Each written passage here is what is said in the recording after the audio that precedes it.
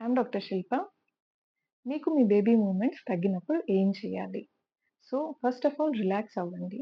ఒక చైర్‌లో కూర్చోండి. లెగ్స్ కొంచెం ఎత్తు మీద పెట్టుకొని అండ్ మీ హ్యాండ్ టమ్మీ మీద పెట్టుకొని 2 అవర్స్‌లో ఎన్ని మూవ్‌మెంట్స్ ఉన్నాయో కౌంట్ చేసుకోండి. చిన్న చిన్న మూవ్‌మెంట్స్ అయినా పర్వాలేదు. మీరు కూర్చోలేకపోతే గనక లయింగ్ డౌన్ పొజిషన్‌లో లెఫ్ట్ సైడ్ పడుకొని ఈ మూవ్‌మెంట్ కౌంట్ అనేది చూసుకోండి. సో, 2 అవర్స్‌లో 10 మూవ్‌మెంట్స్ ఉండాలనమాట. సో, మూవ్‌మెంట్స్ తగ్గినా, అసలు మూవ్‌మెంట్స్ తెలియకపోయినా మీ డాక్టర్‌ని కన్సల్ట్ అవ్వాల్సుంటది. ఇదే కాక మీరు బేబీని కొన్ని స్టిమ్యులేట్ చేసే థింగ్స్ చేయొచ్చు. లైక్ కొద్దిసేపు వాక్ చేయడము, లేదా ఒక గ్లాస్ ఆఫ్ జ్యూస్ తాగడము, కొంచెం స్నాక్ తీసుకోవడం.